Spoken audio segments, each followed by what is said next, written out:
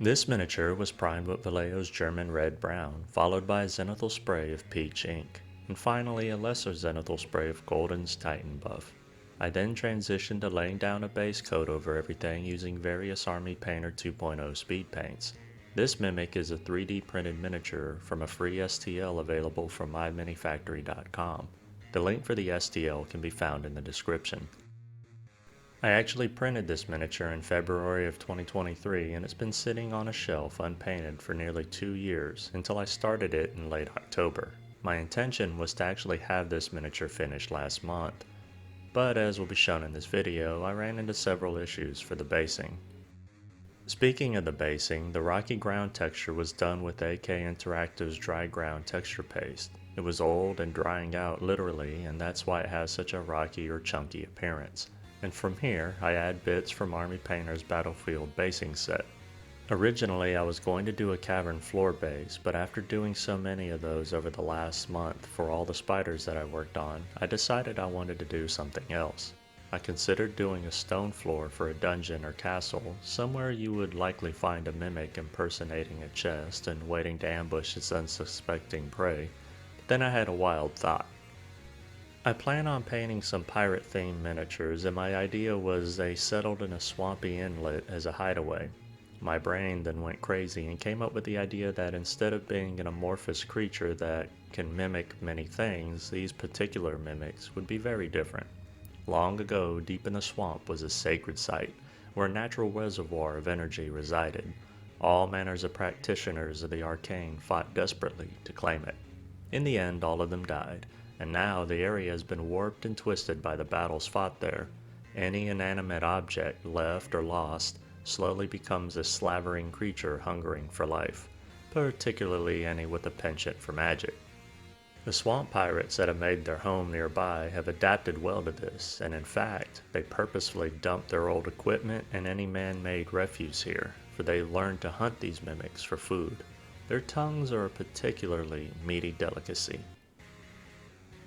With the basing bits in place, I transitioned to oil washing to give it quick depth and darken the recesses. I used brown for the wood, green for the teeth, and black for everything else. You could use acrylic washes here, but I prefer oil washing as I find it more forgiving, as I can always come back with some mineral spirits and remove the oil entirely, or just on the upraised surface areas as I see fit.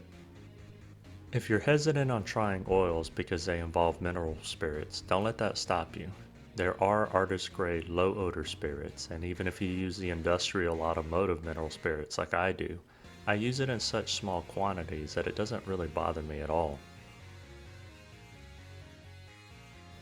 For cleanup, it's as simple as rinsing your brush out in the mineral spirits and then wiping it dry, wiping away the oils from your palette with the paper towel, and finally, with another paper towel that is lightly dampened with the mineral spirits, you can wipe your palette down once more to remove any oily residue. Then just toss the paper towels in the trash and you are done. After about 30 to 45 minutes of letting the oil dry on the miniature, I buff it off the upraised areas using a Q-tip or makeup sponge lightly dampened with mineral spirits. Be sure you remove most of the mineral spirits. If you press it down with force, you don't want anything coming out of it and running into the crevices of the miniature to wash out the recesses.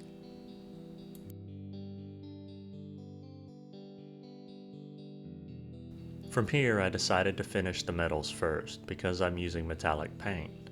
It's just not as easy to clean up mistakes with metallics as it is to clean up basic acrylic paint. Sometimes some metal flakes they don't want to come off.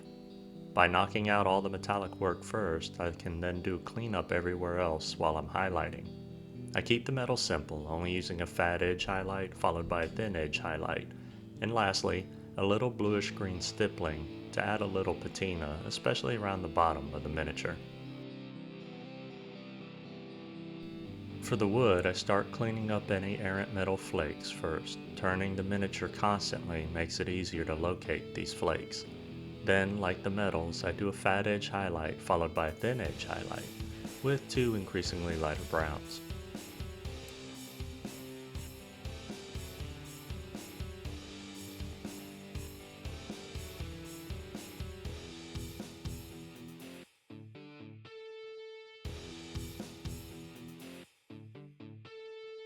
For the tongue, much like the other parts of the miniature, I hit it with just 2 highlights. However, these are more glazed on than basic layer highlights.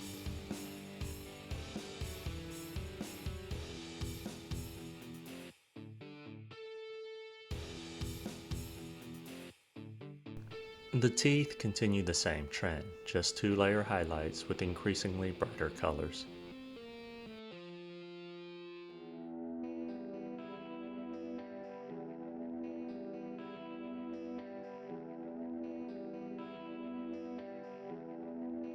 I finished the 3D printed miniature off with gloss varnish on the teeth and tongue to give it a reflective sheen as if they were slimy, and then I black out the base, expecting the finishing of the base itself that will follow to be swift and painless, but oh how mistaken I was.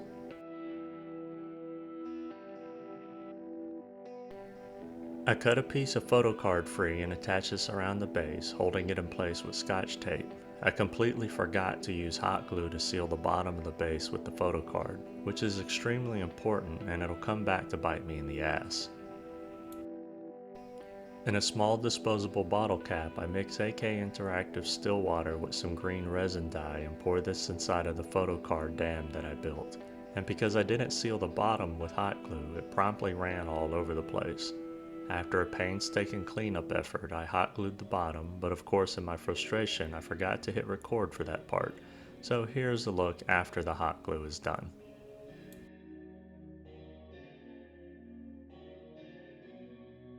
I again mix together the resin and dye and pour it around the miniature. I wait for a couple days for it to set and begin removing the hot glue so I can slip off the photo card and awesome! It comes apart and leaves a papery film on resin that has to be cut and sanded off, which takes a very, very long time and leaves a poor gouged finish. The next mistake is thinking that adding a little bit of AK Interactive swamp gel would fix this. This stuff dries transparent from my experience with the Barbarian I painted earlier this year. However, I put this stuff on thick to help fill the gouges, and so thick in fact that it just becomes a green mess. I was really upset by this failure, having had really enjoyed working on this miniature and the backstory for it. I set it aside for a few weeks before I resolved to come back and fix it as best I can. I carefully cut the miniature away from the base and trim a little of the green mess away, and then glue it to an even larger base than before.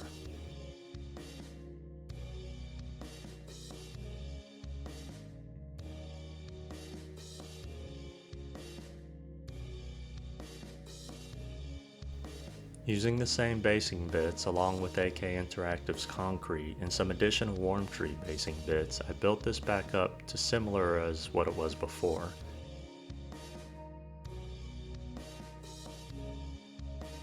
This time, instead of a dark bluish gray speed paint, I use a light green speed paint and some brown wash over everything, and then redo a new photo card barrier. I ensure I have the glossy side facing inwards, assuming that I did it backwards the last time, and that's why the photo card stuck to the resin. I also remembered to hot glue the bottom to seal it. I add the still water untinted by the resin dye and in a thinner application, filling the space about halfway. I let it cure, then fill it the rest of the way with untinted still water. While all is cured, I again cut away the hot glue and remove the photo card, and of course it stuck again. This time, however, instead of cutting it away, I used sanding sticks to slowly and painstakingly sand it down.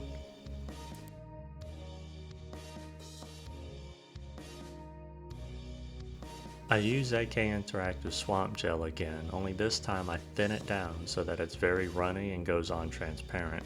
Once that has completely dried, I then add a little bit of thinned down disgusting slime from the Army Painter's effects line.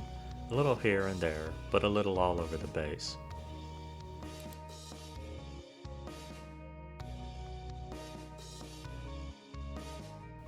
I finally black out the new base and I call it a night.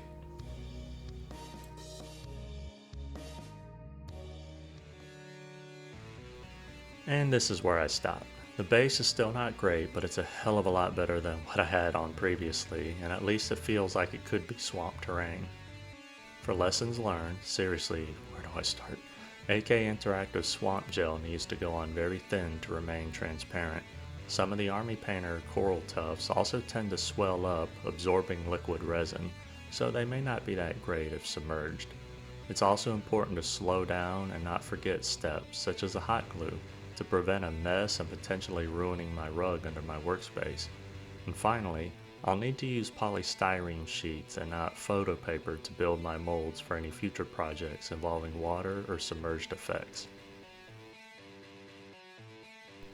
And that'll bring this video to its end. I hope you learned something or were inspired to make your own unnatural denizen of a cursed swamp. If you have any questions, feel free to ask, and if you like the content of this video and would like to see more, you can support the channel by liking, commenting, sharing, and subscribing. I'm Jim with Working with Miniatures. I'm truly grateful for your time, and I bid you a fond farewell. Until the next video.